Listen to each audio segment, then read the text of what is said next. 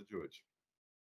Bom, então, mais uma vez, boa noite a todos que estão aqui conosco na nossa nova reunião da Confraria do Sono, do Núcleo do Sono de Araçatuba. Hoje, com uma alegria muito grande, faz um tempinho já que eu estou querendo trazer a nossa convidada para abordar esse tema que, como eu disse agora há pouco tempo, é um tema de grande interesse clínico para todos os colegas, acho, obviamente, principalmente para os colegas dentistas, mas eu acredito que mesmo para os colegas das outras áreas da saúde é importante, né, uma pequena avaliação do paciente, né, para saber se ele tem algum desconforto, algum sintoma articular, de movimentos, né, da região orofacial. E conversando com a nossa querida Cláudia no Congresso Mundial do Sono, né, Cláudia, ano passado, lá no Rio de Janeiro, a gente já meio que alinhou, né, a participação dela aqui nas nossas reuniões da Confraria do Sono. E agora, nesse mês de abril, a gente conseguiu uma data, porque também não é fácil, viu? Essa moça ela é muito requisitada, tem uma agenda extremamente cheia aí de compromissos. Então, Cláudio, eu queria dizer para você que é um prazer, uma honra muito grande ter você aqui com a gente. Tenho certeza que você vai trazer assim, informações riquíssimas, importantíssimas, que vai agregar muito para todos os colegas que estão aqui presentes, né? Então, eu queria começar apresentando então, a doutora Cláudia Aparecida de Oliveira Machado, que é cirurgiã dentista. Ela é mestre e doutoranda em odontologia integrada pela Universidade Federal de Uberlândia, né? Linha de pesquisa no Isso. sono e dor. Certificação em odontologia na medicina do sono pela Associação Brasileira do Sono, pós-graduada em odontologia do sono pelo Instituto do Sono em São Paulo, e é especialista em dor orofacial, em disfunção temporomandibular, em odontopediatria e também em ortopedia funcional dos maxilares. Só isso, viu, gente? Cláudia, mais uma vez eu gostaria que você ficasse à vontade. Fique assim, você tem um tempo tranquilo para você explanar sobre o tema. Aí, após a sua apresentação, nós vamos abrir aí para a interação com os colegas, ok? Tá bom. Primeiramente, eu gostaria também de agradecer o convite. Para mim é uma honra. É um grupo assim que eu admiro muito, são amigos de longas datas, igual a gente estava conversando aqui, né? E eu estou sempre acompanhando todos os eventos que vocês promovem.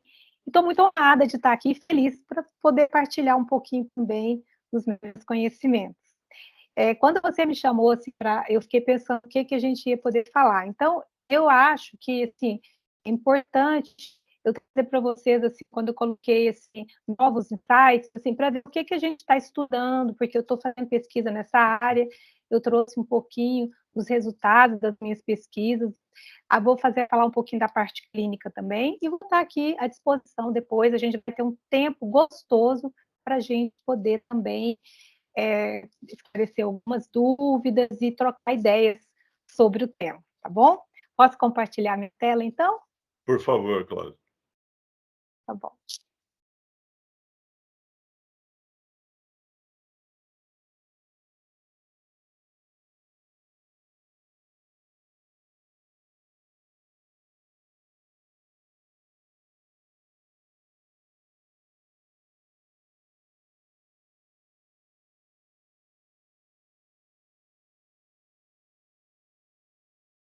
Tá em tela cheia aí para você, Pagina?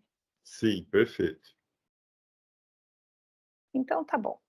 Então, vamos lá. O tema, né, que eu vou abordar hoje é a interface entre os distúrbios respiratórios do sono e a disfunção temporomandibular. Primeiramente, eu gostaria de refletir um pouquinho sobre esse conceito, né, da odontologia do sono. E quando a gente fala em odontologia do sono, a gente pensa só em tratamento da apneia obstrutiva do sono com dispositivo de avanço mandibular, né? O que a gente mais pensa e é o que a gente trabalha muito no dia a dia com a odontologia do sono.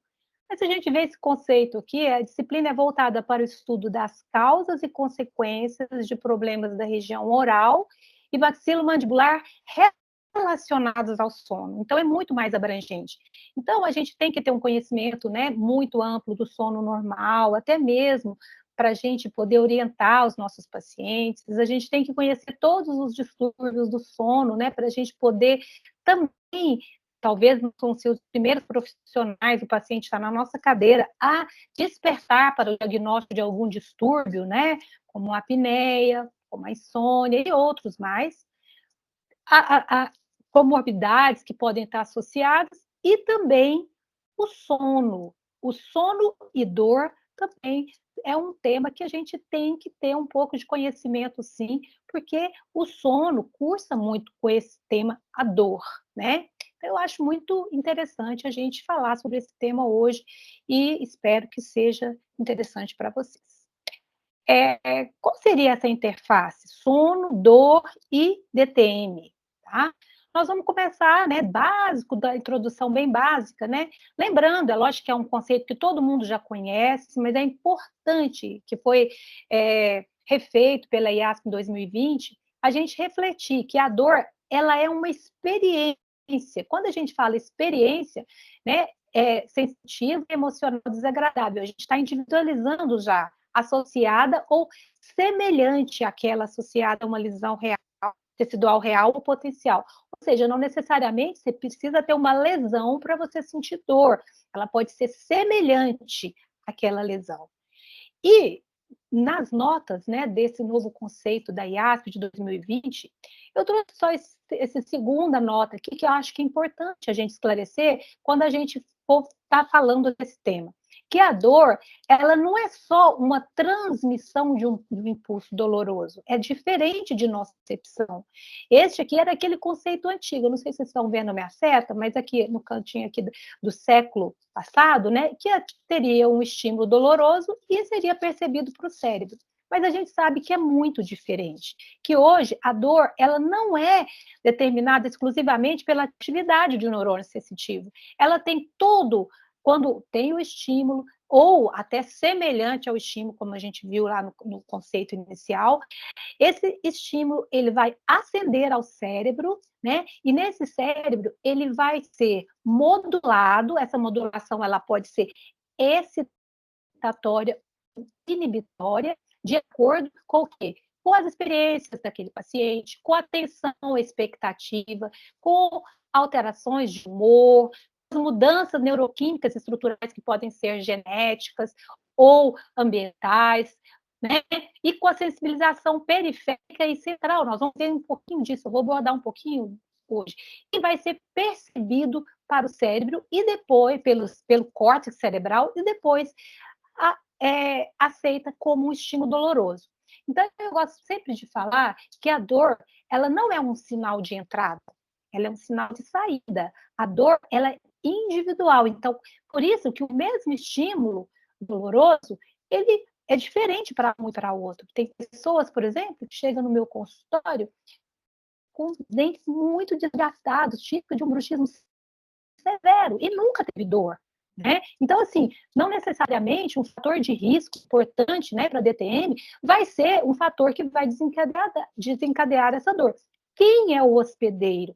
Quem é o paciente que está, ou a pessoa, né, que está recebendo esse estímulo nocivo? Então, é bom a gente pensar nisso quando a gente vai falar em dor, né? E a gente precisa entender um pouquinho desses mecanismos de geração da dor. É lógico que isso aqui é muito complexo, mas a gente tem que começar a familiarizar com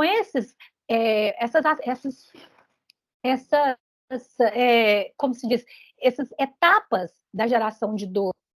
Né? Aqui, nesse filme aqui, esse aqui é uma figura do meu professor, do livro do professor Conte, que eu acho que ela é muito didática para a gente entender, eu vou ser bem rápida, nós vamos falar de modo bem superficial, né?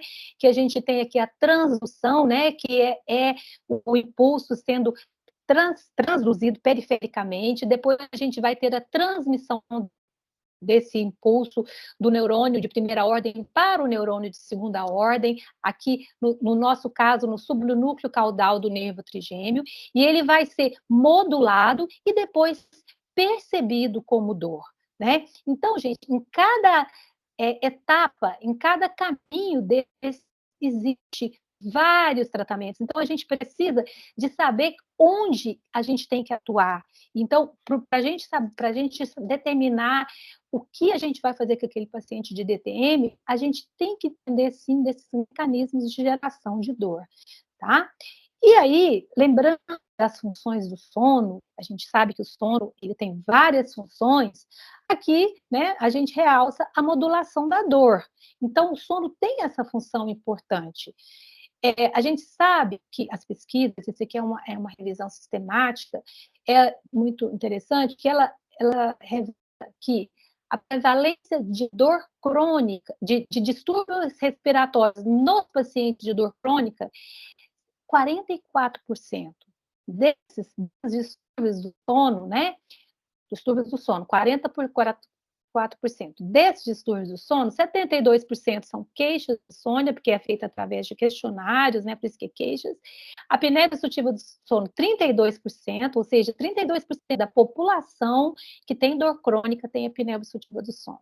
E também a síndrome das pernas inquietas. Então, essa porcentagem é muito, essa prevalência é muito grande. Então, a gente tem que despertar e indagar na nossa anamnese esses possíveis distúrbios do sono. Para a gente fazer isso, a gente tem que conhecê-los, né? E vários estudos tentam explicar essa relação. Onde é que existe essa relação? Como que é feito, como é o mecanismo de intersecção entre sono e dor, né? E também mais estudos, não dá tempo da gente falar de todos, né?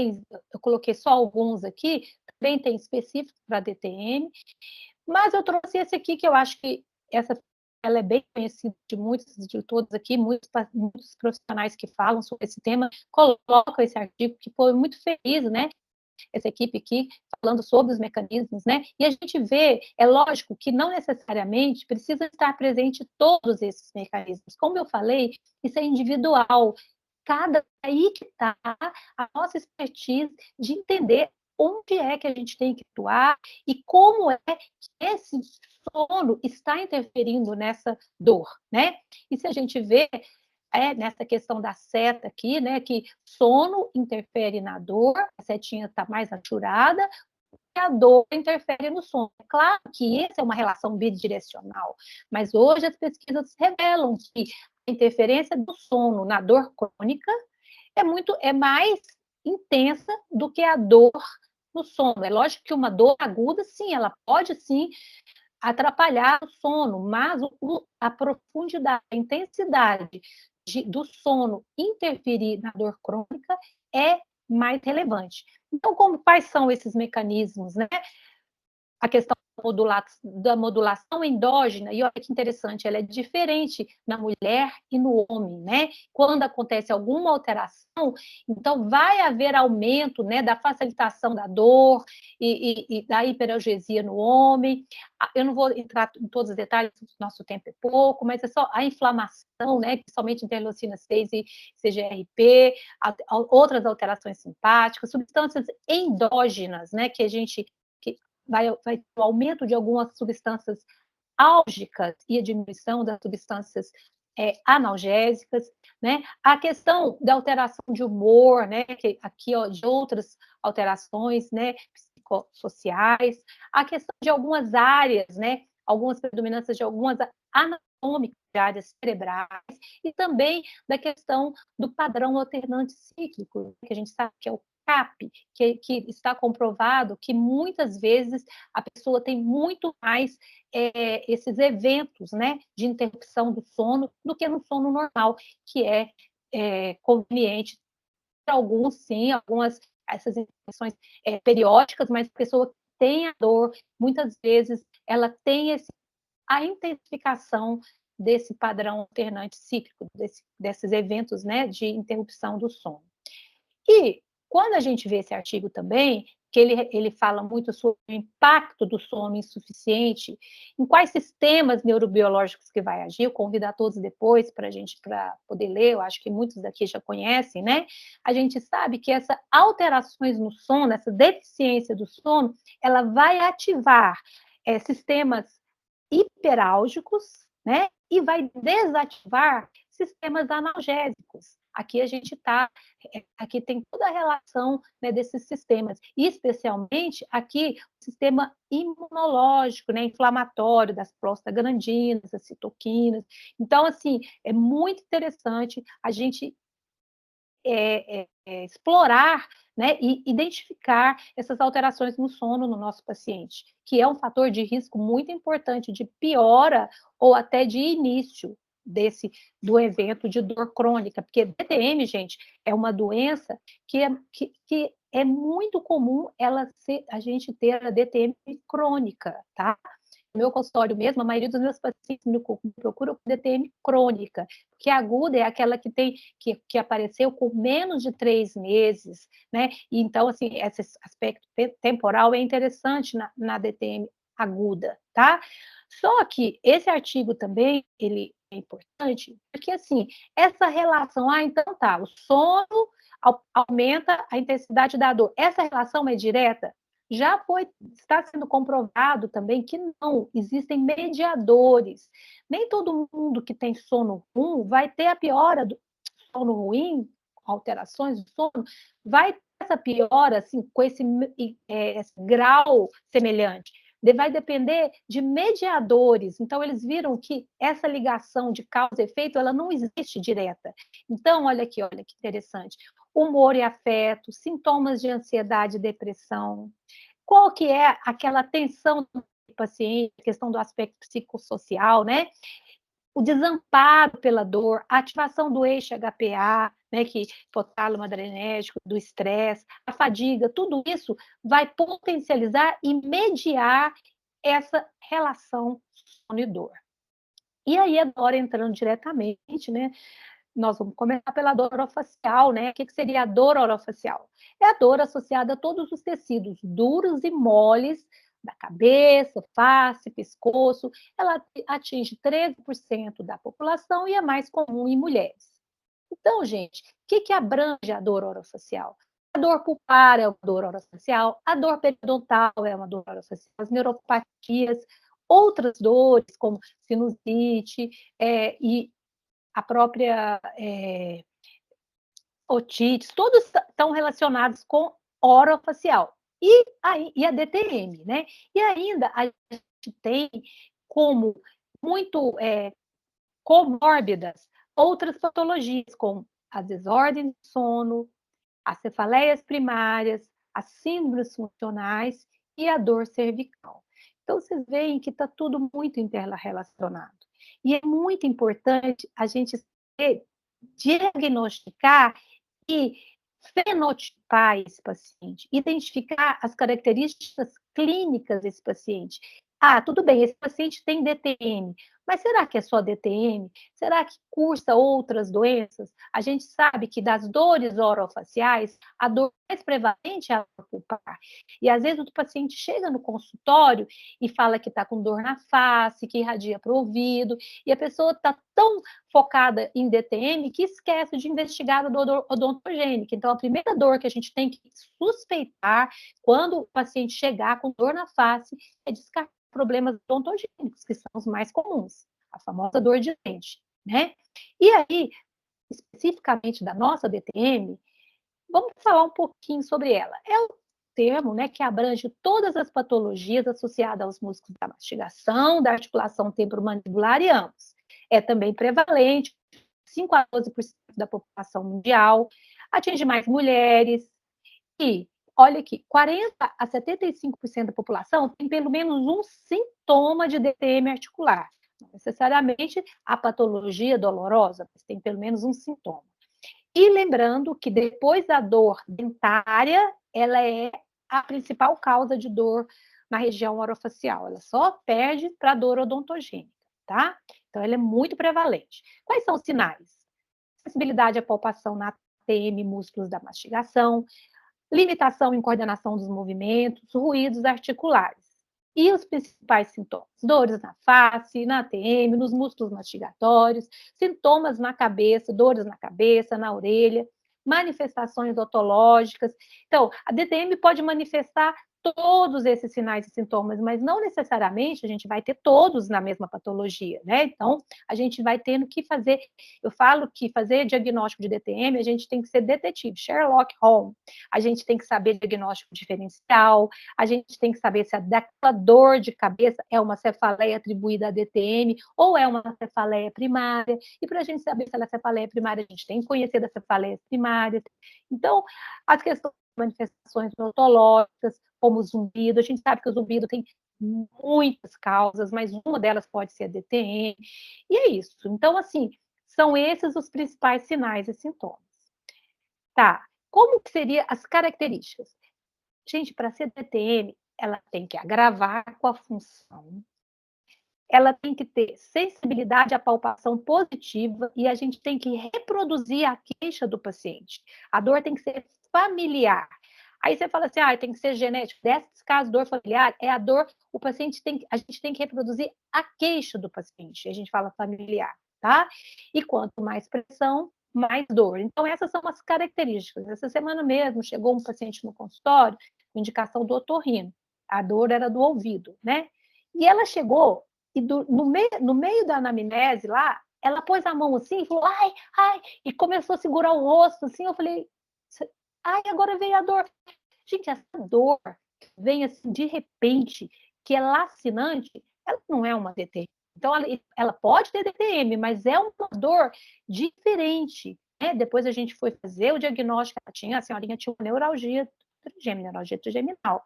Aí iniciei a dose inicial de medicação e já encaminhei o neurologista tratar. Então, a gente tem que entender, saber quais são as principais características e a gente, quando não for da nossa competência, a gente encaminha para o profissional. E como que classifica? A gente tem alguns critérios diagnósticos, né? E um deles, para a gente classificar, é através do DCTMD, né? Diagnostic Critério de Temporomandibular Disease. É um critério que foi criado, elaborado. Primeiro, a gente tinha aquela sigla RDC, porque antes era só para pesquisa, Research Diagnostic Criteria. Depois, em 2014, o grupo de pesquisadores ampliou para a gente poder ter essa uniformidade de diagnóstico, a gente fala a mesma língua, né? Então, existem dois eixos, né? O eixo 1 e o eixo 2. O eixo 1 são as alterações físicas e o eixo 2, de 2014, eles elaboraram as alterações psicossociais. E hoje a gente já tem que ser traduzido, desde 2020, ele traduzido com um grupo de profissionais, de professores, traduziu, e é muito importante a gente usar essa terminologia, né? E essa classificação. E grupo 1, desordens musculares, desordens articulares e a cefaleia atribuída a DTM. É lógico que essa classificação é didática, muitas vezes a gente tem mais de uma classificação de DTM. Aí é que tá, a gente não pode colocar tudo no mesmo guarda-chuva, falar, o que seu paciente tem? Ele tem DTM. Então eu vou pôr uma placa e vou passar um relaxante muscular e um anti-inflamatório. Gente, é o mais comum, né? Eu vejo muitas pessoas me perguntar como você trata DTM com placa? Gente, a gente trata de acordo com o mecanismo da doença e da dor. Por isso que eu coloquei lá naquele primeiro slide, aquele slide todos de neurofisiologia da dor, né? Então, cada uma dessas patologias aqui tem um protocolo, um critério de tratamento diferente. Então, a gente primeiro, quando a gente faz o diagnóstico, o tratamento é tranquilo, né? Então, é muito importante a gente conhecer as características dessas doenças. E a gente tem também o ICOP, que é o Critério Internacional da Classificação das Dores Orofaciais. Qual que é a diferença do DC para o ICOP?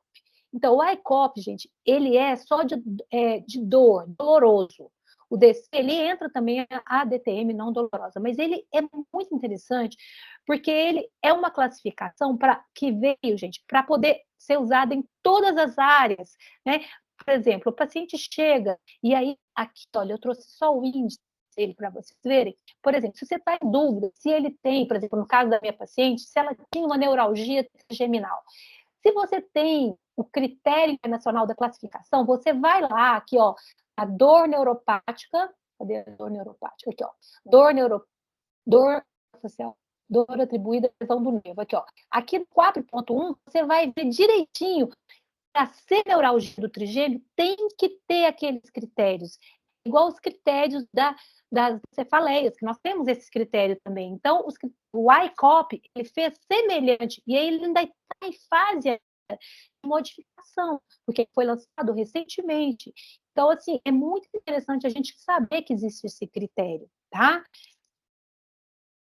Olha, e para nós, né, aqui a dor miofascial, orofacial, que é característica da DTM, e a dor articular, né? Então, aí, para você saber, será que é uma dor primária aguda na articulação? Você vai lá e fala, olha, para ser tem que ter esses sintomas, esses sinais. Então, fica as pistas, e é interessante. E quais são os fatores etiológicos dessa patologia, né? É lógico que existem, é multifatorial, né? Aqui eu coloquei essa figura também é uma figura interessante. Olha, os traumatismos, o macrotrauma direto, indireto, o microtrauma que entra o bruxismo, que é o microtrauma, né?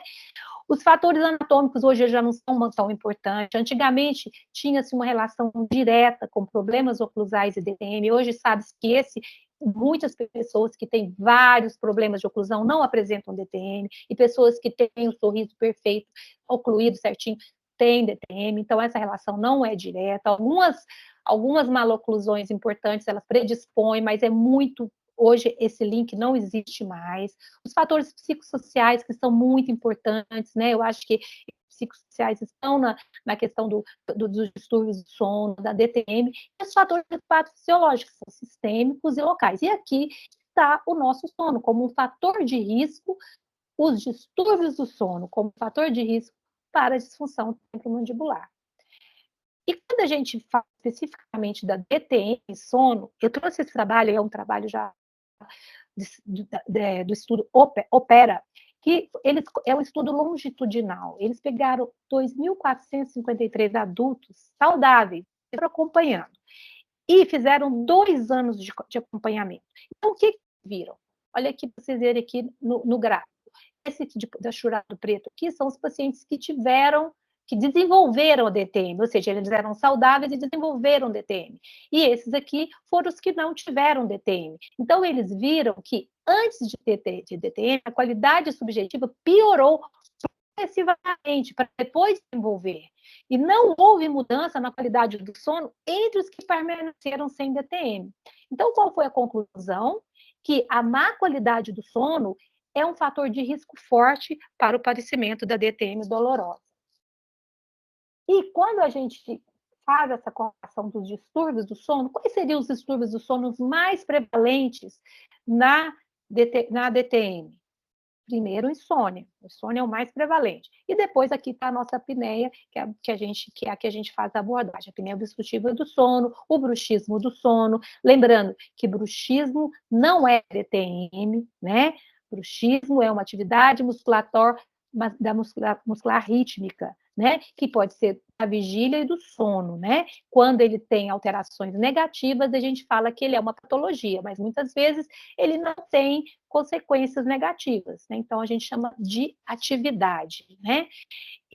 E o esforço respiratório, o HERA, você falei relacionado ao sono, e também, aqui tá, deixa eu ver se eu consigo ocultar aqui, baixa qualidade do sono. Ixi, parei, deixa eu voltar aqui, peraí. Nossa, eu fui mudar ali, não sei, compartilhar de novo, gente, desculpa.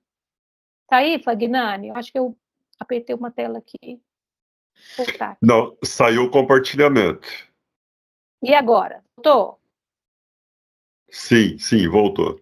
Desculpa, que eu fui tirar uma faixinha que estava me atrapalhando enxergar aqui o slide. Aqui eu vou afastar ela aqui. E aí saiu. Desculpa, gente, é porque o Teams eu não tenho muito costume, eu estou mais habituada com o Zoom. Vamos lá.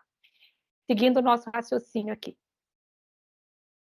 Então, gente, a apneia, eu não vou entrar muito em detalhes, a gente já teve muitas aulas de apneia, mas é só porque nossa aula é interface entre a apneia e a DTM, então a gente sabe que o distúrbio respiratório, né, e que um dos problemas maiores é a hipóxia e o despertar, né, que atrapalha a qualidade do sono, é muito prevalente, e 1/3 da população, né, do Brasil tem apneia. Não vou entrar muito em detalhes, né, mas eu trouxe aqui porque eu acho que é relevante a gente considerar. E E o que acontece nas consequências? A gente sabe que tem bastante consequência. Eu não vou, assim, me ater muito à apneia, porque eu acho que não é o escopo da aula, né? Mas uma das consequências da apneia, olha aqui, olha, processo inflamatório, sensibilização à dor, né? É lógico que tem problemas cardiovasculares, doenças metabólicas, disfunção sexual, desempenho reduzido do trabalho, efeitos negativos na qualidade da vida e riscos de acidentes. Mas aqui está a nossa sensibilização à dor, por isso que ela tem muito a ver com a nossa DTM. Tá? Então, baseado nisso, e nessa questão desses estudos, o que eu estou estudando lá na minha universidade, né? Primeiro eu fiz, esse aqui foi a minha dissertação de mestrado, eu defendi o meu mestrado, com uma revisão sistemática e meta-análise. Eu queria saber sobre a associação, a minha pergunta era, existe associação entre o apneia obstrutiva do sono e disfunção temporomandibular? Essa meta-análise, gente, ela está em fase de revisão no Journal of Oral Rehabilitation, logo, se vocês quiserem, a gente vai publicar, tá? Porque essa questão de publicação é bem burocrático, né? Mas a gente já está em fase de revisão. Então, a gente precisa, a minha ideia era conhecer melhor essa relação, até mesmo para continuar com as pesquisas, né? Porque a gente tem essas pesquisas de estudos longitudinais, mas eu queria ver outras pesquisas. E o que a gente fez os critérios de inclusão, eram estudos caso-controle, transversais e de coorte, investigar a associação entre DTM e apneia em adultos. O critério de inclusão, o diagnóstico de DTM tinha que ter sido feito pelo DC ou pelo RDC, a apneia tinha que ser avaliada por questionários validados e ou polissonografia. Eu vou contar um segredinho aqui para vocês. No início, eu queria colocar só polissonografia, mas a gente ia ter quase nenhum estudo, gente, por incrível que pareça. Então, eu tive que colocar os questionários validados, porque senão a gente não ia ter, não ia conseguir desenvolver a revisão. E a gente ia comparar com os grupos saudáveis, né? Comparação com os estudos teriam que ter comparação com controle, tinha que ter controle. E não tivemos restrição de idioma, tá? Os critérios de exclusão, tudo ao contrário do inclusão. Não vou ficar me atendo. E aí, gente, inicialmente a gente teve 1.024 estudos e desses, para meta-análise, sobraram só 6 que cumpriram os critérios de inclusão. E aí a gente fez a meta-análise, né, a avaliação estatística. E o que a gente viu? Que quando a gente colocou 6 estudos, por que eu coloquei aqui todos os estudos? Porque aqui entraram estudos que incluíram só questionários validados, em estudos que incluíram só polissonografia, que estudos que incluíram os dois, tá? Então, aí, houve uma associação positiva, essa odds ratio de 2,61 entre a apneia obstrutiva do sono e DTM. Gente, é muito relevante, né? E a gente viu que teve os valores baixos para os testes I ao quadrado e tal ao quadrado, sugerindo os estudos eram homogêneos em seu tamanho de efeito relatado. Aí a gente pensou assim, mas está muito bagunçado, cada estudo teve um critério de diagnóstico da apneia. Vamos separar para ver se esse odds ratio mantém? Aí a gente separou. A gente separou, fizemos, olha, só 2 estudos eram com polissonografia. Então, quando a gente viu o resultado, a gente fez a meta-análise só com questionários validados, eles tinham um questionário validado e polissonografia. Manteve 2,74 odds ratio, ou seja, 2,74% dos pacientes que tinham apneia tinham DTM, então a prevalência era grande. E aí, só com os questionários validados, manteve também, né? Então, o que a gente concluiu na revisão? A gente, com a meta-análise, a gente concluiu, baseado na certeza de evidência moderada. Por que moderada? Porque a gente incluiu também estudos somente com questionários, né? A gente sabe que com questionário, a gente pode falar que o paciente tem uma possível apneia, né? Aí, para poder diagnosticar mesmo, de acordo com o critério, né, a gente tem que ter a polissonografia, né? E aí, os resultados da análise quantitativa revelaram que os pacientes com DTM apresentaram associação significante, né? Então, gente, o que significa? Que a triagem da apneia, ela tem que ser rotina na avaliação diagnóstica dos pacientes com DTM, né? E aí, eu fui pesquisar também e estudar como a apneia pode influenciar na dor. Eu achei esse artigo aqui muito interessante. Vários artigos tentam buscar, ainda são hipóteses, porque é muito complexa essa relação. Então, o que a gente viu esse artigo aqui? A fragmentação do sono, a hipoxemia da apneia obstrutiva, os mediadores inflamatórios e os marcadores de hipóxia agindo nos neurônios nociceptivos e nas vias de transmissão nociceptiva. Então, é através dessas vias é que a apneia interfere na dor. Daí, gente, no próprio artigo, essas figuras aqui, que às vezes a gente tem até medo, né, de interpretar, mas eu acho que a gente cada vez mais, eu mesmo estou me familiarizando, né, com essa neurobiologia da dor, aqui, essa figura aqui, em seguida do artigo, eu trouxe porque eu acho que é importante, né, a gente chegar onde é a apneia, por que a apneia interfere na dor. Né? Então, aqui, essa figura 1 são os mecanismos gerais de nocicepção, né? A gente sabe que os estímulos térmicos, mecânicos, né, vão agir aqui nesses canais iônicos, TRPV1, e também os mediadores inflamatórios nas prostaglandinas, bradicinina, hidrogênio, e eles vão o quê? Abrir esses canais iônicos, né? E vão através desses canais iônicos, vai estimular os canais de sódio, abrir os canais de sódio, que vão haver a transdução, né?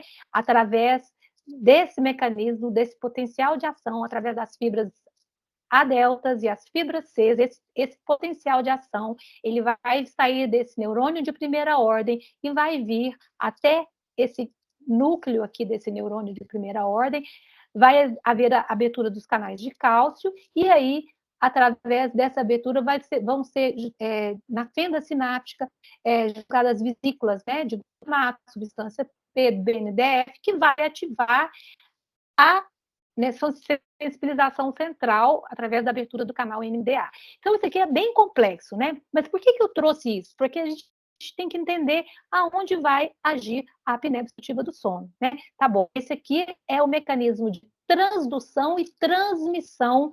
Aqui depois vai ter a modulação, aqui é a medula espinhal, e no nosso caso é o subnúcleo caudal do nervo trigêmeo.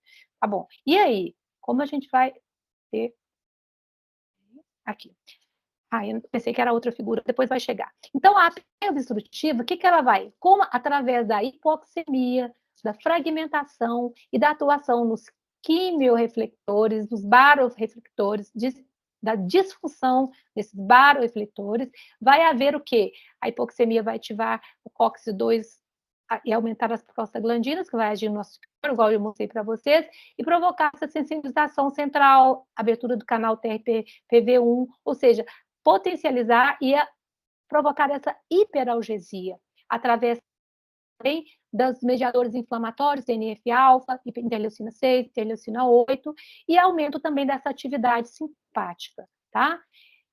Essas figuras aqui são desse artigo que eu achei importante. E a hipóxia também, vai haver o fator induzível pela hipóxia, eu não vou falar um por um, também vai aumentar a sensibilização à dor, e também o fator de crescimento insulínico ligado à proteína, que também vai aumentar essa sensibilização à dor e essa neuroplasticidade e essa modulação da dor, essa modulação excitatória da dor. Tá? Então, aqui, gente, agora é aquela primeira figura, só que esses quadradinhos aqui, eles estão significa onde é os quadradinhos vermelhos, onde que essa hipóxia vai interferir, vai potencializar aqui, né? Como a gente viu lá, mas aqui na figura, as prostaglandinas, a abertura do canal TRPV1, a hipóxia também vai alterar aqui os fatores inflamatórios e potencializar aumentar, né, intensificar essa hiperalgesia desse potencial de ação. E também vai agir aqui no núcleo do neurônio também, olha, intensificando, aumentando essa abertura desses canais de cálcio, tá? E potencializando também essa ação do glutamato, do BNDF, do ácido nítrico. Então, assim, gente, eles estão descobrindo para entender por que a apneia obstrutiva do sono ela pode ser um fator de risco, né, para a dor principalmente a dor crônica, né? Que quando abre esse canal de DA aqui já tem a sensibilização central e já é considerada a dor crônica. Tá, então eu quis trazer um pouquinho dessa explicação, porque que eu achei que a minha revisão sistemática deu esse odds ratios, né? Porque onde que está essa explicação, tá? E agora, a minha pesquisa de doutorado, que eu trouxe para vocês também, que ainda está, eu vou apresentar alguns resultados preliminares, que foi a que eu apresentei no Congresso Mundial do Sono, mas só que agora eu continuo ainda, eu vou falar para vocês em que ponto que ela está. Então, como que é, o que eu quero investigar? Espera aí que eu vou puxar essa faixa aqui. Eu quero avaliar o índice de saturação de oxigênio nas DTMs dolorosas. Uma nova perspectiva sobre a qualidade do sono, características da dor e fatores psicológicos. Aqui são os resultados preliminares. É claro que, para a gente fazer um diagnóstico da apneia, a gente tem hoje, aqui, eu não trouxe, não dá tempo, né? Eu usei a polissonografia tipo 4, que é a que eu vejo o índice de saturação, mas a gente sabe que é um índice que, quando tem, que é característico, né, da apneia, que é a saturação, a hipóxia intermitente, né, só a apneia tem ela. Então, se o paciente tem a desaturação, com certeza ele é apneico, né? Então, a gente está fazendo isso na universidade, a gente atende os pacientes do SUS, né? Então, e a gente fez a parceria com a Biologix para fazer essa pesquisa. E o que a gente tem de resultado até agora? Primeiro, eu vou mostrar para vocês, então, qual que é o objetivo. Nós fomos avaliar o IDO em pacientes com DTM dolorosa e explorar a influência na qualidade do sono, nas características da dor e fatores psicológicos em pacientes com DTM. Eu queria saber se os pacientes que têm um IDO mais alto, ou os que têm a apneia mais grave, eles teriam pior qualidade do sono, mais dor, mais tempo de dor, ou mais catastrofização ou mais ansiedade. É isso que eu quero saber, tá? E aí, a metodologia, nessa fase aqui eu estava com 90 pacientes, hoje a gente tem praticamente 150. Eu não tenho ainda os resultados, estou fazendo aí o estatístico, mas esse aqui eu acho que já dá para a gente ter uma noção. Aí eles preenchem os questionários, né, de Pittsburgh, de catastrofização, de ansiedade, GAD-7, Stop Bang, sonolência excessiva e graduada de dor crônica. Aí na cadeira a gente faz os questionários e o exame físico através pelo DC e faz o limiar de dor e pressão usando o algômetro, né? E aí a gente, com os dados, nós estamos fazendo 2 noites de oximetria noturna, fazemos a média e dividimos os grupos em IDO menor que 5, de 5 a 15, classificado como a apneia leve, possível apneia leve, e IDO maior que ou igual a 15, apneia moderada grave. E aí a gente fez o estatístico, tá? Então, a gente já fez esse estatístico parcial, foi esses resultados que eu apresentei no Congresso Mundial.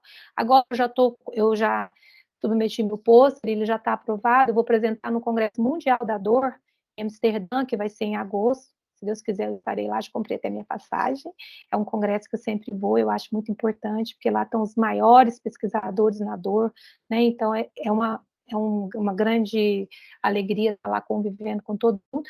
E eu vou levar com 120 pacientes que já a gente conseguiu fechar o estatístico. Eu trouxe isso para vocês só para a gente discutir um pouquinho e futuramente eu posso apresentar esses resultados lá para vocês. Então, o que a gente viu aqui nessa primeira planilha aqui? Então, a amostra foi heterogênica, né? A gente tinha 90 pacientes, mas olha, 82 mulheres e 8 homens, tá? A prevalência foi de ambas, com relação ao diagnóstico de DTM, foi muscular e articular a prevalência, né? E a maioria, ela tinha dor, alta intensidade de dor e incapacidade. Então, eram pacientes com dor crônica, a maioria, olha, mais de 3 meses eram 78%, tá? Com relação à sonolência, foi heterogênico, olha aqui, ó, 57%, 57% ou 61% não tinha muita sonolência com Epworth, e 36% tinha. Com relação ao bruxismo, esse bruxismo foi relatado, 76%, né? E o Stop Bang deu 67% sem apneia e 32% com apneia. Vou passar agora os comparativos. A gente dividiu a amostra, né, em 3 grupos, como eu falei, né, e não houve... A gente ficou um pouco decepcionado, porque a gente conseguiu significância somente no peso, né, no IMC, no IDO e na saturação menor de que 90, a gente viu significância. E eu tinha certeza que eu ia conseguir, que eu ia achar na catastrofização, no GAT7, daí a gente foi fazer a discussão e a gente viu que o grupo estava heterogêneo, eram mais pacientes, provavelmente esses pacientes também, a gente não tinha investigado a insônia, né? Talvez eles eram portadores de insônia também, e eles são crônicos, então, assim, não houve essa significância. Então, agora a gente ampliou a amostra, eu fiz um novo cálculo amostral, olha, você vê como que é difícil a pesquisa, né? Você vai, você faz os resultados preliminares, aí você muda, aí agora a gente está com, estou fazendo uma amostra homogênea, então vão ser 53 pacientes com controle, 53 com apneia leve e 53 com moderado grave. Eu fiz o cálculo amostral novamente e agora a gente vai ver como vai ser os resultados. Pensa bem, porque teve mais dor crônica, a maioria era com dor crônica. Aí agora a gente vai ver, eu acho que vão ser mais fidedignos. E aí a gente está fazendo também, a gente vai avaliar, a gente acrescentou o questionário de insônia e a gente vai avaliar a COMISA também. Tá? Então, a gente vai correlacionar a COMISA, apneia e insônia, só apneia, e eu coloquei também um grupo controle sem DTM. Então, a gente vai ter mais variáveis para a gente estratificar melhor esses resultados. E, talvez, gente, a gente vai quebrar paradigmas. Se não der essa significância, talvez esses estudos longitudinais, que foram só de questionários, talvez nem sempre o resultado da pesquisa é o que a gente espera, né? Então, vamos ver o que vai acontecer. Em breve eu vou ter novos resultados para falar com vocês, tá? Então, por enquanto, essa conclusão aqui, a gente viu que o índice de saturação mostrou associação somente com o IMC, com o outro subjetivo, que é o questionário Stop Bang, e com a saturação menor que 90, mas não com as características da dor, que são intensidade e tempo de dor, e com os fatores psicológicos, que seria catastrofização e ansiedade, tá? Mas eu falei que a amostra foi heterogênea. Vamos ver os próximos capítulos, tá? E agora, gente, para finalizar, porque o nosso tempo é curto, falando um pouquinho de tratamento, né, dessas comorbidades, né, DTM e apneia. A gente sabe que tem que ser individualizado, né, e baseado nos mecanismos, por isso que eu trouxe aquela figura lá no começo, né, e a gente tem que ver os sinais, os sintomas, os mecanismos subjacentes, independentes da etiologia da dor.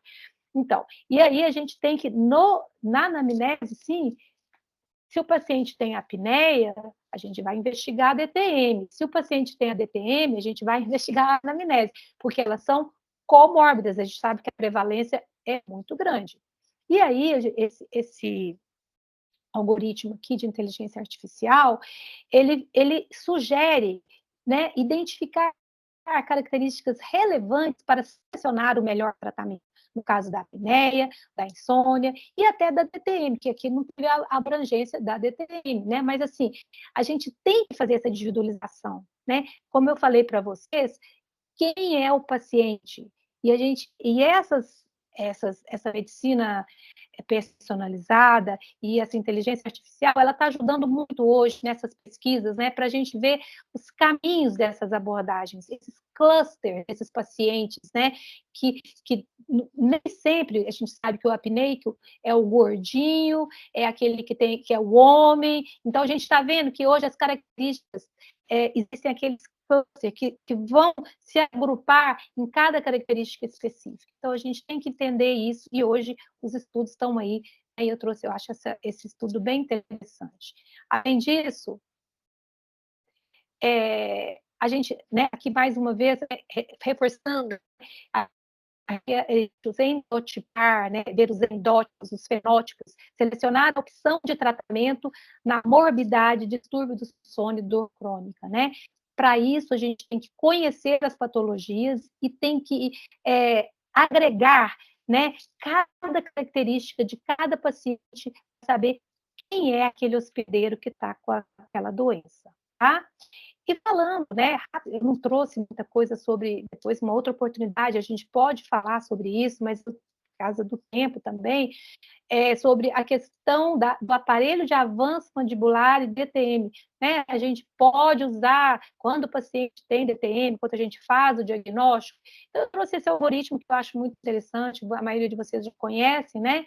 Que é de um grupo, inclusive a professora Ambra Michelotti, tem vários, o professor Oxon, né? Um grupo bem estudioso, bem coerente. Então, a gente vê aqui, ó, no algoritmo, se o aparelho de avanço mandibular para ronco e apneia foi proposto, né, fechou o diagnóstico, especialista em medicina, confirmou pelo dentista, que também tem que ser um especialista que tem a formação, né, nas desordens do sono, aí fez a avaliação pelo DC, né, que tipo de avaliação, diagnóstico você fez de TMB, aí não tem DTM, então você vai ativar o aparelho, colocar o aparelho, mas lembrando, gente, que a gente sabe que os efeitos colaterais que existem, né, dos aparelhos de avanço mandibular, a gente tem que usar o mínimo de avanço e o suficiente para ser efetivo, né? Então, por isso que a gente, além de colocar o aparelho, eu falo muito isso todos os cursos, todos os alunos, que a gente não é um profissional coloca aparelho, a gente de avanço mandibular para tratar a apneia, a gente faz um protocolo de tratamento, que inclui, muito importante também, além do aparelho de avanço mandibular, são todas as orientações de higiene de sono, de perda de peso e de atuação multidisciplinar, né? De terapia profissional, de todo, eu não vou abranger aqui, não é o escopo do curso, mas todo mundo já sabe, nós todos aqui somos estudiosos do sono, né? Então, mínimo de avanço, aí sempre ter os retornos, isso aqui está sugerindo 6 meses de acompanhamento, tanto de apneia e de possíveis sinais e sintomas de DTM, né? Que o próprio avanço, ele pode fazer com que o paciente que já tem uma certa predisposição desenvolva DTM. Aí a gente tem que... E nesse caso, gente, a maioria dos casos a gente consegue, sim, controlar com medidas simples, conservadoras, tá? Às vezes a gente recua o avanço, às vezes a gente usa as terapias como termoterapia, laser terapia, né, TENS, a gente tem alguns recursos que ajudam muito para minimizar os sintomas, que muitas vezes são só sintomas iniciais, né? O que a gente tem que determinar é segurança para o paciente e acompanhamento, tá? E aqui nesse caso, o paciente teve disfunção temporomandibular. E aí, logo que você ia colocar o aparelho e você descobriu que ele precisa do aparelho de avanço, mas ele é um portador de DTM. Então aí você tem que tratar a DTM, né? E muitas vezes a gente pode tratar a DTM porque muitas vezes um dos recursos importantes é a placa de avanço, a placa ali estabilizadora. E aí você coloca já o aparelho de avanço mandibular como terapia, porque ele vai, se o paciente tiver o bruxismo do sono, ele vai sem avanço, sabe? Só ou mínimo avanço, ele vai ser efetivo. A gente tem os estudos do professor Lavigne que já pontuaram isso, né? E vai acompanhando, gente, mas aí esse acompanhamento tem que ser mais de perto, né? Para ver se você vai conseguir controlar essa DTM. E aí, faz a terapia da DTM e a eventual modificação. Por exemplo, se tratou DTM e você precisa de mais avanço, porque não foi suficiente, aí você vai titulando gradativamente. E a gente tem que lembrar que a DTM, gente, então, tem casos que, dependendo de uma desordem articular importante, por isso que às vezes é muito importante, sempre eu tenho uma imagem, né, um exame de imagem, principalmente se tiver desordens articulares, porque a gente sabe que o nosso aparelho, ele vai fazer o avanço da mandíbula e vai agir diretamente na articulação, e se já tiver uma desordem degenerativa importante, então a gente tem que ver, quem sabe aquele paciente é um paciente que está contraindicado usar o aparelho de avanço mandibular, né? Mesmo com um avanço. Então, tudo isso mais uma vez eu falo, identificar as características, endotipar, fenotipar, quem é esse paciente. Mas o que eu posso falar para vocês, na minha casuística de muitos anos que eu atuo, tanto na DTM quanto na odontologia do sono, que é muito possível você também, assim, agregar as duas terapias e ter um sucesso, tá? Bem legal, tá? Então é isso. Vamos ver mais um pouquinho, já está terminando. E aqui eu trouxe esse artigo também, talvez vocês já conhecem, que ele sugere, né, esses algoritmos de tratamento quando o paciente tem que é a apneia, a insônia, como aqui está sugerindo CPAP, os exercícios, terapia comportamental, né?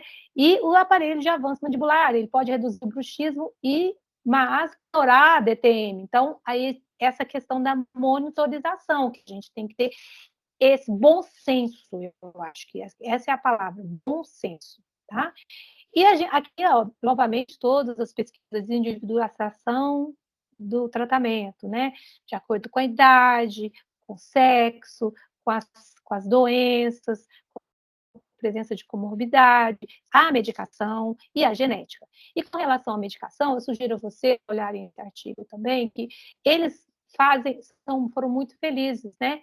Que eles sugerem medicações como orientação, porque às vezes, gente, você trata a dor, mas você piora o sono. Ou você trata o sono e piora a dor. Ou então ficam com terapias isoladas, né? O médico do sono tratando com medicamento para sono, o dentista da dor crônica tratando com medicações e não tem a mesma linguagem. Então, você pode usar medicamentos que vão agir nas duas patologias, né? Você tem que fazer essa combinação, né, desse medicamento para você ter o benefício para as duas patologias. E esse aqui ele faz as sugestões, né, até das medicações. É muito interessante e para a gente poder prescrever essas medicações, gente, não tem jeito. Se não souber neurobiologia da dor, você não consegue fazer essas medicações.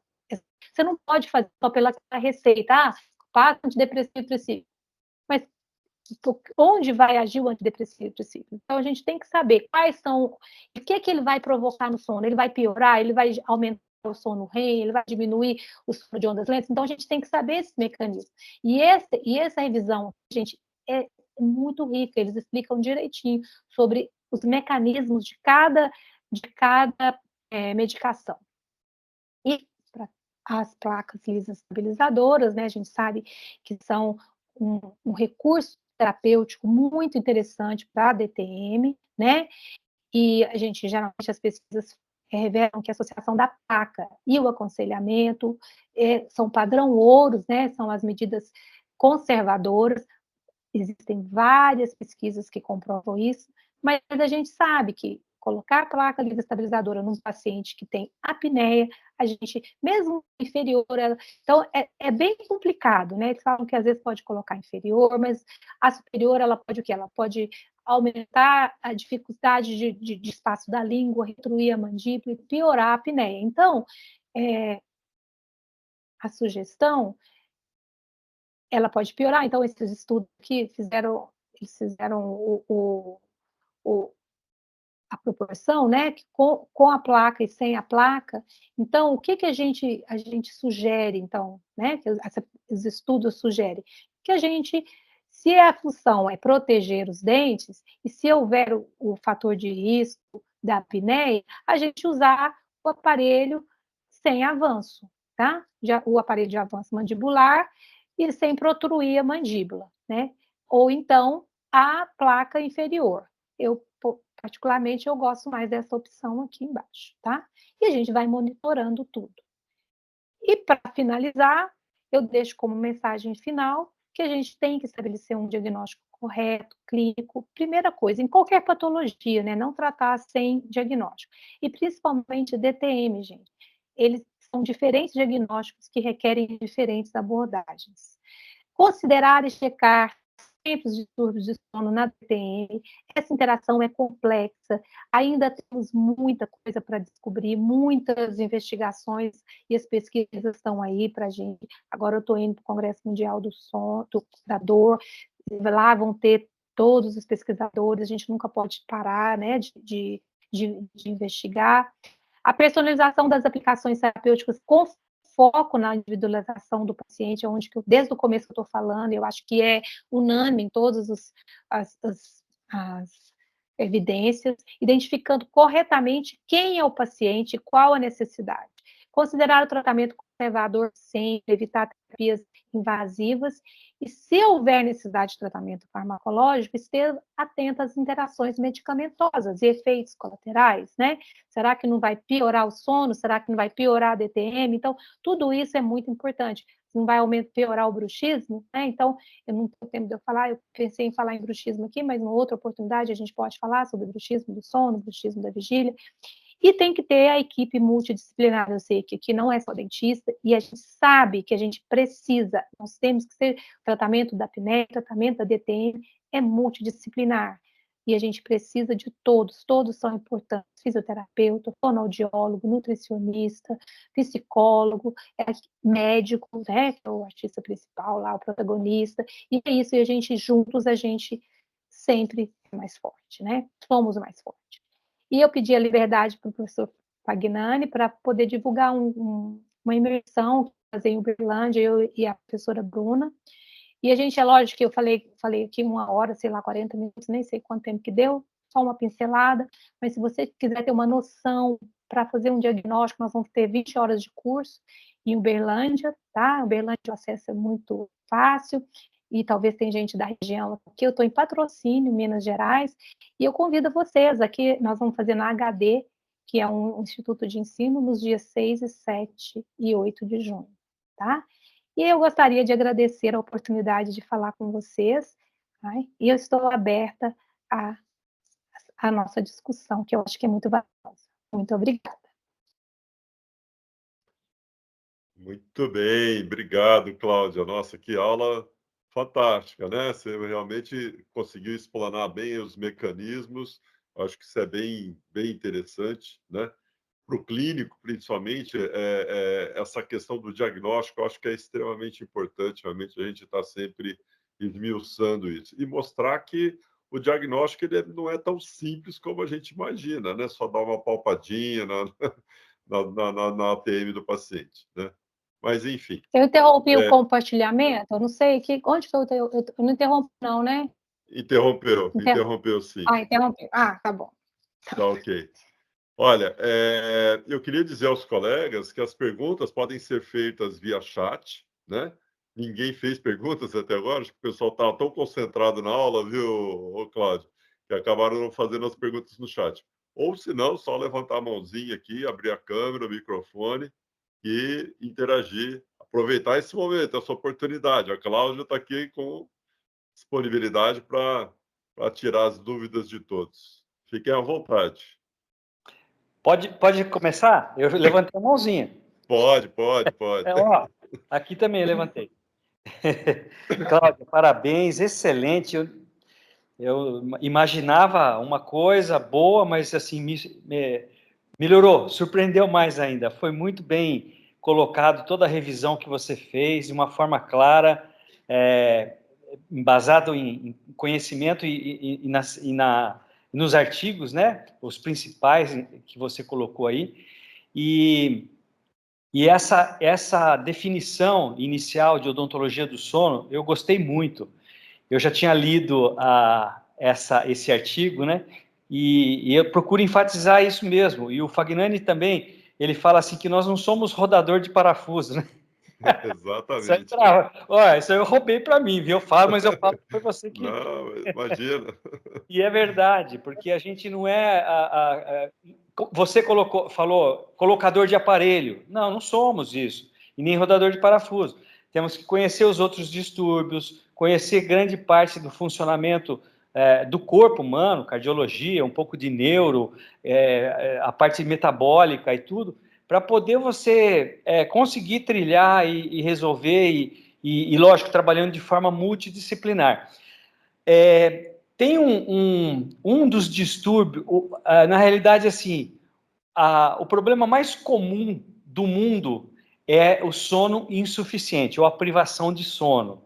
Você bem colocou também que alguns artigos mostrando que dormir mal, dormir pouco, tem uma interferência, modula de forma mais intensa a dor. E eu gostaria da sua opinião, o seguinte, como você também atende jovem, né? Porque você é especialista em ortopedia, então atende jovem, enfim. A gente no consultório atende mais adulto, que faz só odontologia do sono convencional, é mais adulto. Mas você pega um pouco de jovem, em época de vestibular, pelo menos assim, o meu público, né? O Fagnani já atende criança, adolescente, você também. E eu queria saber até de vocês, porque um dos problemas maiores dos adolescentes é a privação de sono. Eles estão numa fase em que, fisiologicamente, eles deveriam dormir mais, entre 9 e até 10 horas, e é exatamente a fase que eles dormem menos, porque eles têm a produção de melatonina e o início do sono mais tarde, ou seja, eles só vão ter sono naturalmente mais tarde, eles têm o estímulo da luz dos eletrônicos e acabam dormindo mais tarde, né? Ou indo para a cama sem sono, ficam virando na cama e acabam tendo que acordar muito cedo por conta das aulas, por conta dos compromissos de estudo. E o impacto é desastroso, né? Tanto no conhecimento, como também no humor desses adolescentes. Eu queria que, assim, a opinião sua, Cláudia, depois o Fagnani puder complementar, como que a gente pode orientar, né, de maneira mais contundente os pais, o próprio adolescente, como que vocês agem no consultório para poder tentar mudar um pouco esse panorama que é desastroso, é uma pandemia também, né? Realmente é um problema impactante. Inclusive, assim, acho que não é só os adolescentes, não, viu? Até as crianças, né? Hoje estão, assim, os pais não têm essa. Eu acho que é através, principalmente, de medidas educativas, né, que a gente vai fazendo. Eu, pelo menos, principalmente, acho que um recurso ou um evento tão importante, a Semana do Sono, né? E a gente vai aqui, por exemplo, na minha cidade, eu fui para as rádios, eu dei entrevista, eu fiz eventos na faculdade daqui, eu fiz para leigos. Então, essa conscientização. E no consultório também, as cartilhas, né? Eu tenho muitas cartilhas dessa 2024 para você entregar, para você mostrar, né?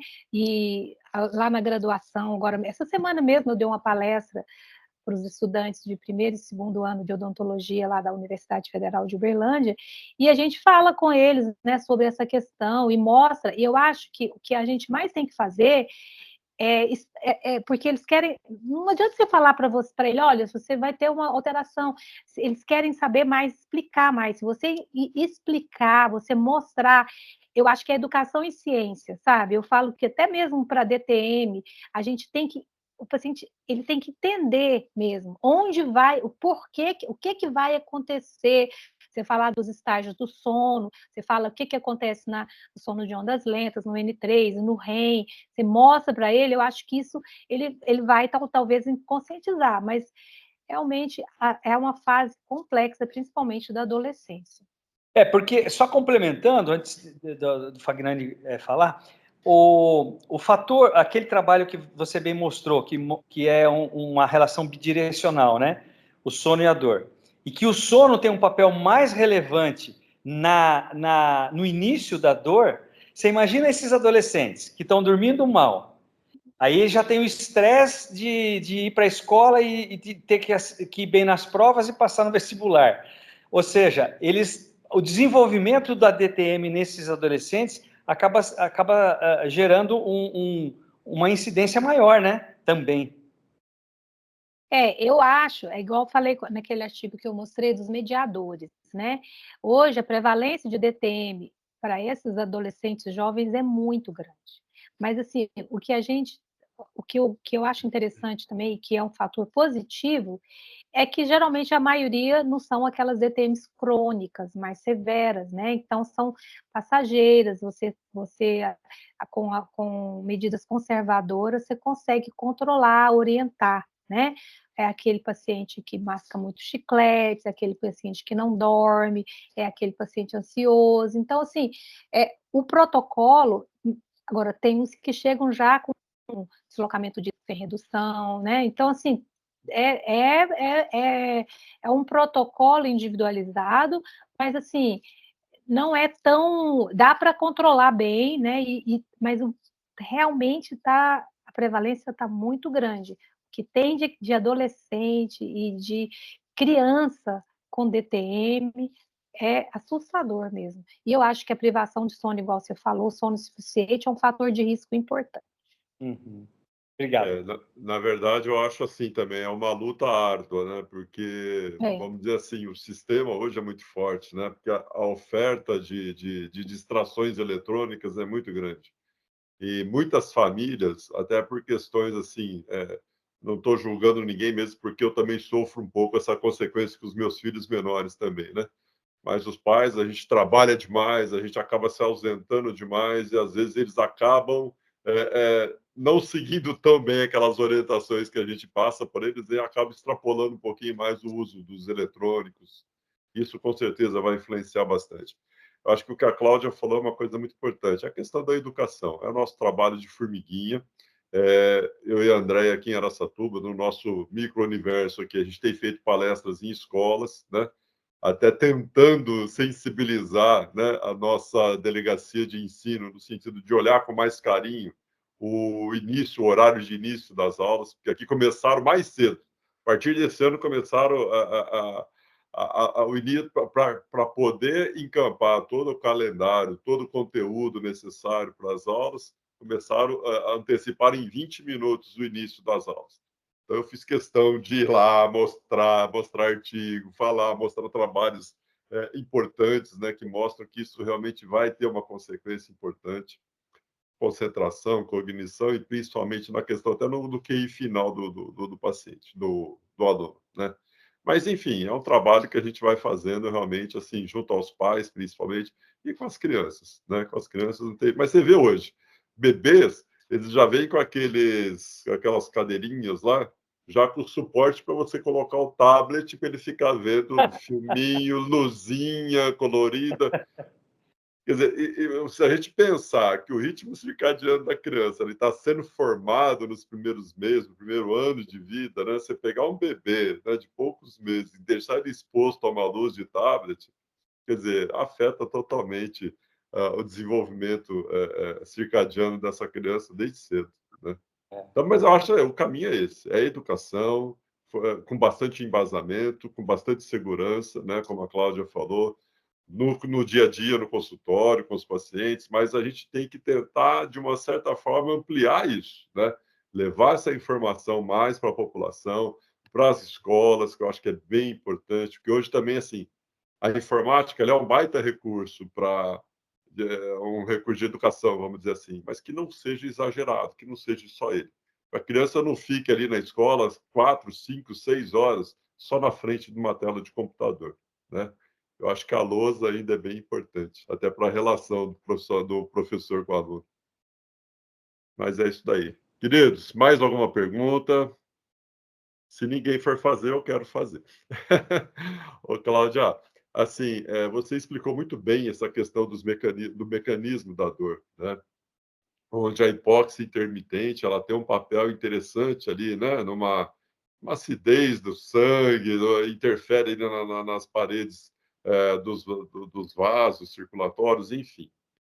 Até que ponto, assim, você que tem pesquisado muito isso, e a gente vê uma crescente de medicalização, principalmente tentando combater essa questão do quadro de dor, mas até que ponto realmente a gente pode considerar um sucesso desse tratamento da dor só com a medicalização, sem olhar para esse fator extremamente importante que é a hipóxia intermitente, sem abordar terapeuticamente essa questão?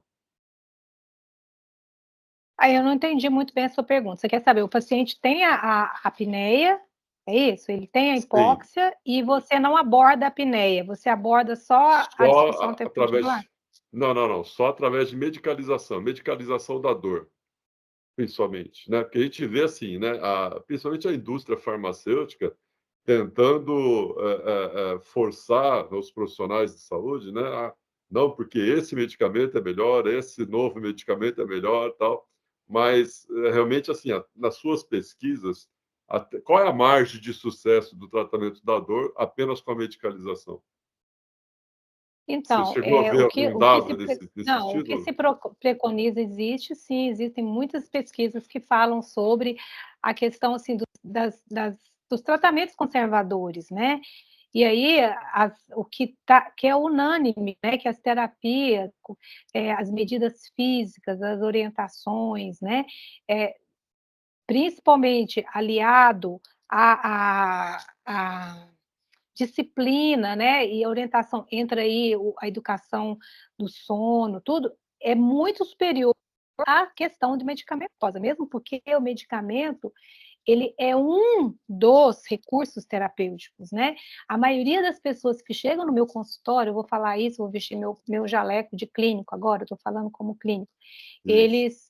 eles já usam, por exemplo, eu tenho a maioria, gente, porque quem é especialista, aqui na minha região, eu tenho um atendimento regional, que é as cidades pequenas, assim, as outras cidades vem muita gente, então, assim, já chegam usando medicação central, já chega usando placa lisa estabilizadora, que é um. E aí você fala assim, e agora? O que eu vou? Já tá. E tem muita dor, e tem muita dor, entendeu? E isso a gente vê nas pesquisas também. Então, assim, eu acho que o segredo é o diagnóstico. Se você tem um diagnóstico correto, tem alguma coisa errada, aí você vai estratificar, primeiro você vai ter que entender o que o paciente tem, né? E você vai, de acordo com aquele diagnóstico, fazer o tratamento, né? E que é muito além da medicação, tá? E às vezes, e aí o perigo é a polifarmácia, né? Porque aí o paciente vai no médico, no otorrino, vai no neurologista, vai no psiquiatra, e ele chega dopado, né? E aí é complexo, porque você tem que interferir, né? E muitas vezes aquela medicação, ela não está indicada, ela atrapalha o sono, ela tira o sono, ou ela piora a DTM. Então, assim, esses dias, achei tão engraçado, a paciente veio com as receitas do SUS de medicação, e ela usava clonazepam e Rivotril. Ela tinha as duas receitas, que é uma coisa só. Então, assim, aí eu falei, mas a senhora toma as duas? Ela falou assim, toma, eu tomo a clonazepam e tomo o Rivotril, eu tomo esses dois remédios. Gente, olha isso, sabe? Então, é porque vai naqueles... é um problema sério nesses pronto-socorros, né, que cada hora tem um médico, eles dão aquelas medicações isoladas para dor, e aí o paciente fica super dopado, super medicado e sem a melhora, sem a cura, né? E aí você vai, estratifica, você faz as medidas conservadoras. Eu falo assim para o meu paciente: olha, da DTM, estou falando do tratamento, é simples, porque não depende, não é cirúrgico, mas não é fácil, porque depende de mudar estilo de vida, e mudar estilo de vida é mais difícil, né? Então, é aí que é o problema. Eu não sei se era isso que você queria, assim. Agora, Isso, com isso. relação às pesquisas, a gente vê que as medidas conservadoras, as medidas não invasivas, elas são as melhores, para a dor. E a investigação do sono entra nessas medidas. Eu te falo isso porque, assim, né, é comum a gente receber, às vezes, propagandistas de laboratório, no consultório, eles veem, olha, essa droga agora ela é fantástica, ela vai resolver problema de dor crônica do seu paciente e tal. E, às vezes, o colega menos avisado, né, que ainda não está tão familiarizado com essa questão, acaba realmente acreditando que aquilo é extremamente fundamental para resolver o problema do paciente. Às vezes, num primeiro momento, num caso agudo, até que tudo bem. Mas, realmente, assim, até a curto prazo, realmente, né? Eu acho que se a gente não vai no fator de gatilho, no fator etiológico, principalmente ali, que é um componente extremamente importante, que é essa questão da hipóxia intermitente ali, nos pacientes que têm associação, né, da dor com a apneia obstrutiva do sono, realmente, assim, cada vez ele vai necessitar de doses mais potentes, de uma quantidade maior de medicamentos, né? E começa a agregar cada vez outros fatores piores aí, né? Com alterações gastrointestinais, enfim, uma série de coisas. É por isso que eu queria que você... Mas você respondeu bem legal, é isso daí mesmo.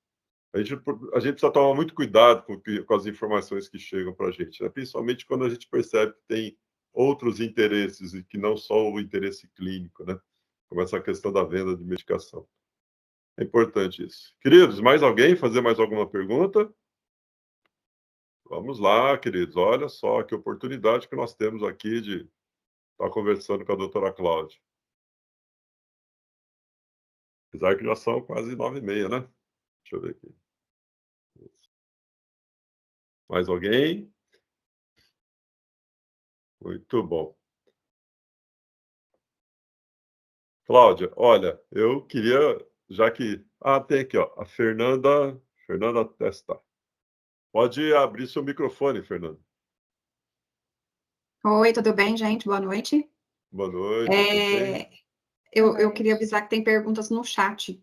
Às vezes as pessoas não estão levantando a mão aqui, mas tem perguntas no chat. Eu fui convidada por um pessoal do Rio de Janeiro para estar aqui hoje. E aí eu acabo de descobrir que eu e a Cláudia somos quase vizinhas. Eu moro em Araguari. Estou pertinho de vocês. E eu estou muito interessada nessa imersão de Uberlândia. A gente vai se conhecer pessoalmente lá. Vai ser um prazer, viu, Fernanda? Você vai ver que eu vou detalhar muito. Nós vamos fazer um laboratorial de placas, nós vamos fazer demonstrativo de anamnese, de palpação, de exames, ficha clínica. Vamos começar, vai ser muito bom. Te espero lá. Eu fiz uma atualização, eu fiz um outro curso na época da pandemia, em DTM, e agora eu estou numa especialização e eu estou muito interessada nessa questão de sono, porque eu estou vendo, assim, agora que eu estou lidando mais diretamente com isso, eu estou vendo a íntima relação, a gente não consegue resolver um se não controlar o outro, né, e vice-versa. Mas a gente se encontra lá em Uberlândia, Cláudia. Legal. Vai ser um prazer, Fernanda. Cláudia, aqui no chat, a nossa colega Ana Maria Azotes, ela fez uma pergunta que eu acho que você até abordou durante a apresentação, mas acho que talvez você pode complementar. Ela coloca o seguinte: tem uma dúvida, quando tem o paciente com apneia obstrutiva do sono e DTM, mesmo com DTM articular importante, você colocaria o AIO de avanço? Então, essa DTM articular importante, existem muitos diagnósticos, né, e muitos critérios. Vai depender da idade, vai depender dos outros fatores de risco, vai depender... A gente geralmente tem que pedir uma imagem de ressonância magnética, que a gente sabe que a ressonância magnética da articulação é o padrão ouro para fazer diagnóstico, né, de patologias articulares, né? Por exemplo, dependendo se for uma artralgia, se for alguma alteração mais superficial a nível de cartilagem, talvez não ser alguma coisa mais severa, não tiver muita perda óssea, você pode fazer com cautela sim e ir acompanhando, tá? Mas é igual a gente falou lá, tem casos, dependendo da severidade, pessoas que já fizeram cirurgias, que já têm histórico de muito tempo, né, e que tem... que o exame, assim, só a perda óssea, assim, talvez ela pode estar...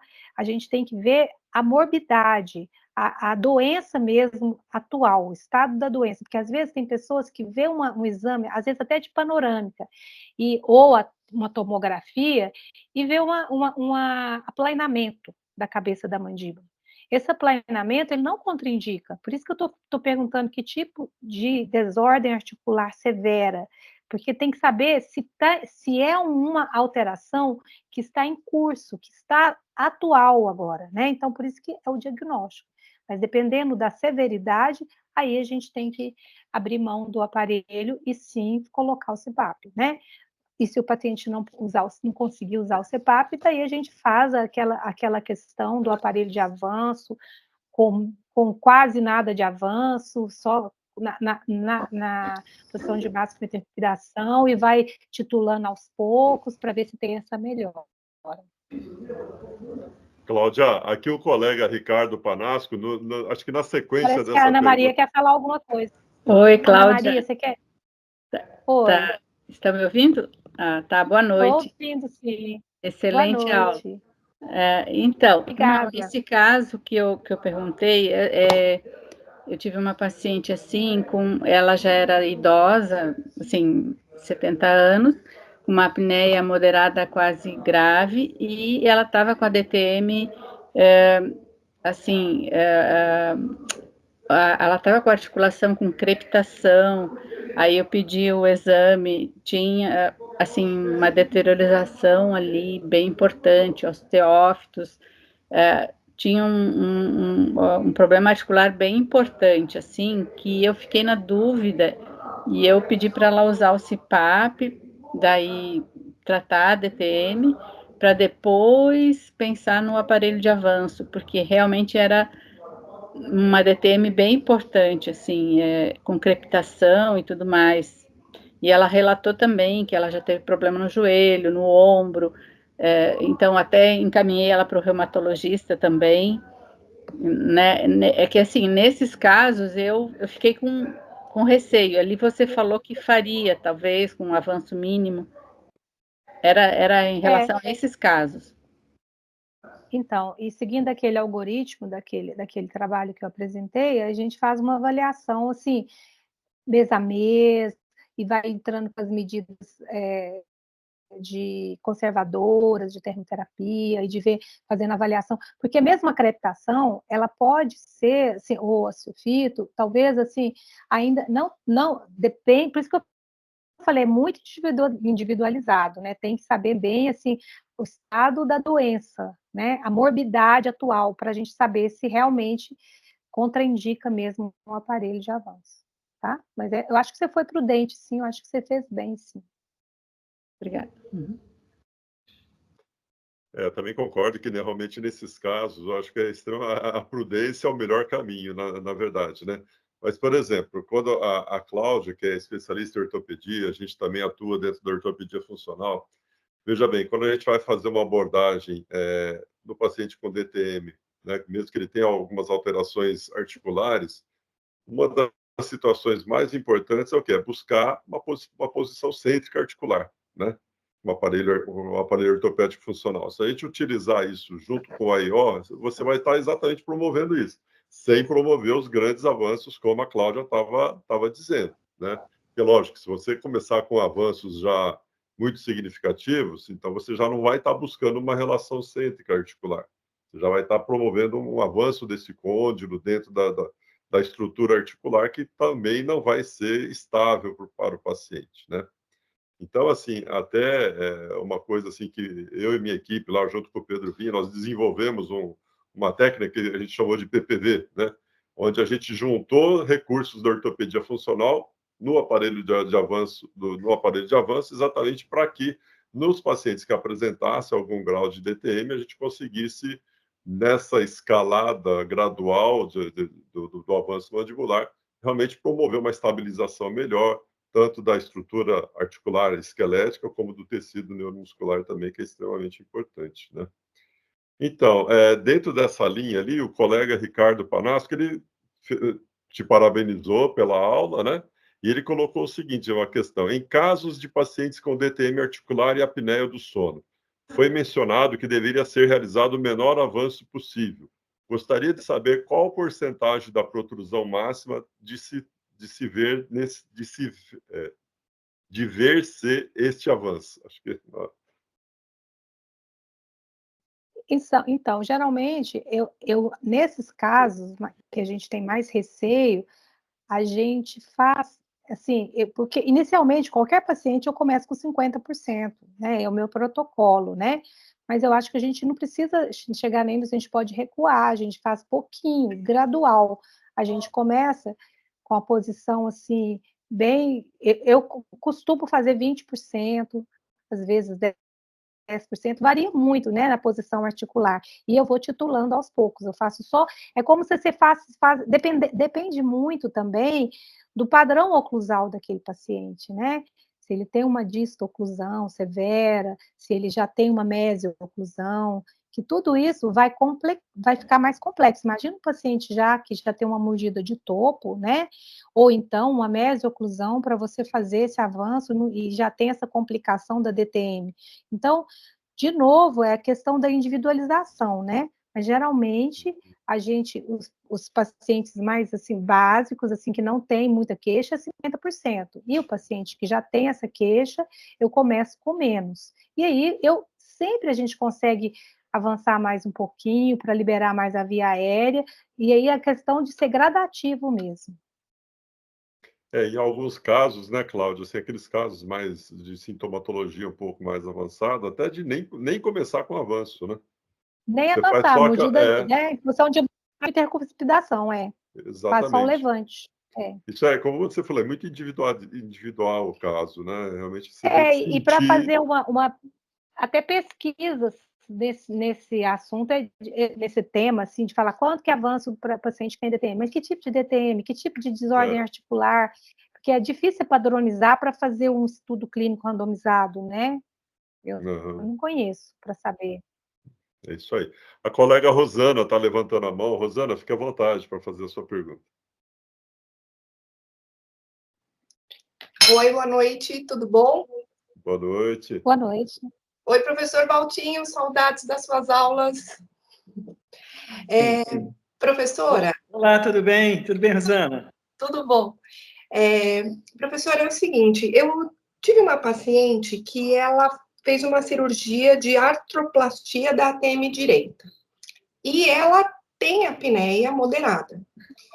Só que ela fez essa cirurgia perto do Natal e eu falei para ela depois em março, vamos colocar um aparelho de avanço?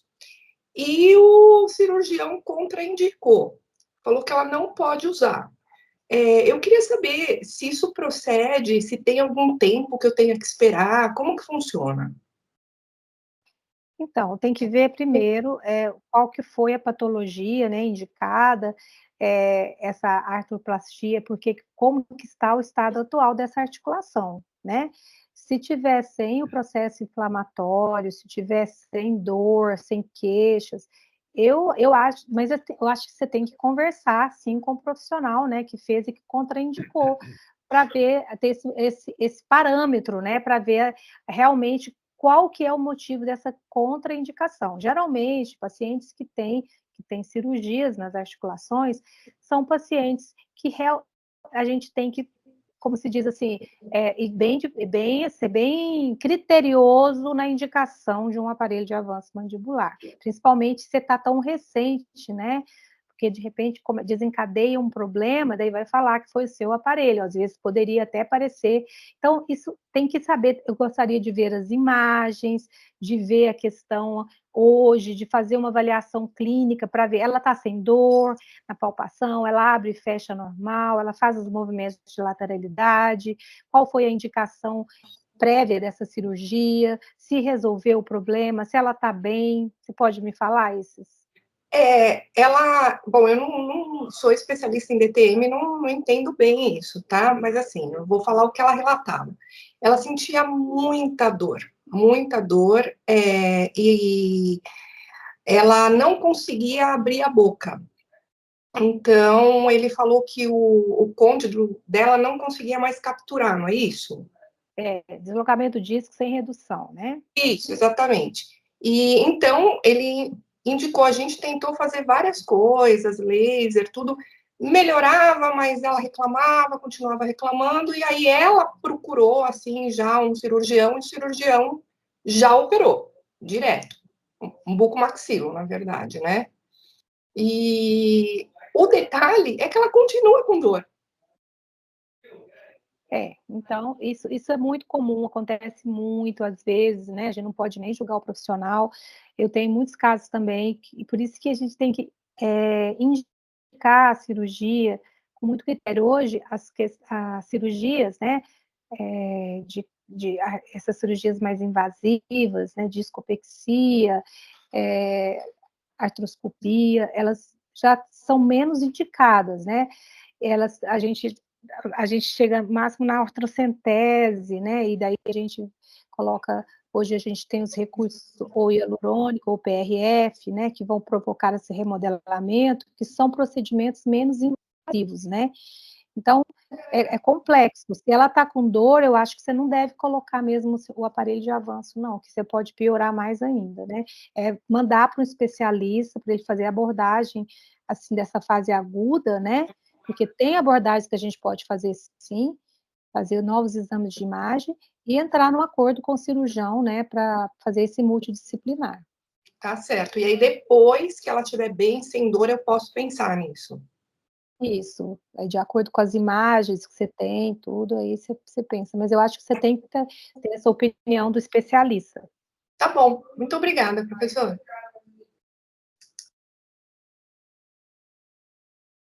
Muito bem, pessoal. Mais alguém?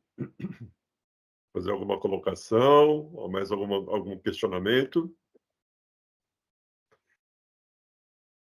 Bom, Cláudia, já passamos do horário que a gente tinha pensado, programado. Se você tiver algumas colocações finais, pode ficar à vontade. Então eu só quero agradecer, foi um prazer. E eu me empolgo, às vezes eu não consigo, eu sou meio prolixa, eu fico querendo contar casinhos, né, interagir, aí eu acabo extrapolando o tempo. Você desculpa aí se eu extrapolei, tá? Você falou para mim que podia ficar à vontade, né, e eu acho que eu falei, mas foi um prazer estar aqui, é um assunto que eu gosto muito, e eu acho que eu fui para o sono pela DTM, sabe?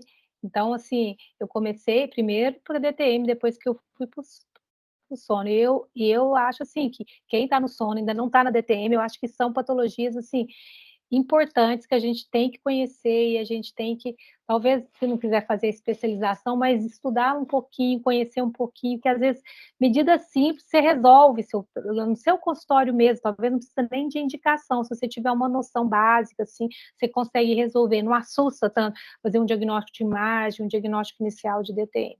Tá? E muito obrigada, foi um prazer estar aqui, tá? E conte comigo sempre, eu vou estar acompanhando vocês na confraria, adorei o nome, confraria.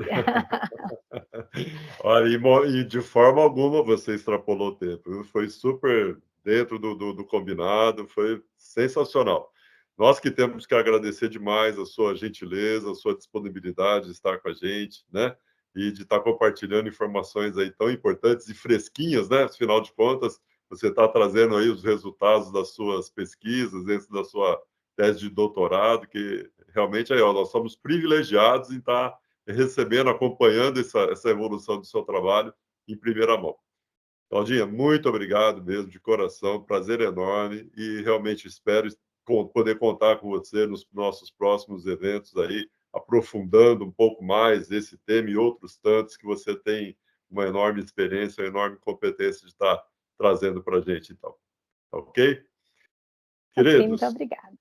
Olha, dentro de poucos dias vou estar disponibilizando o vídeo da gravação dessa aula no nosso canal do YouTube, para quem quiser rever, para quem não teve a oportunidade de assistir, poder assistir, que realmente vai valer muito a pena.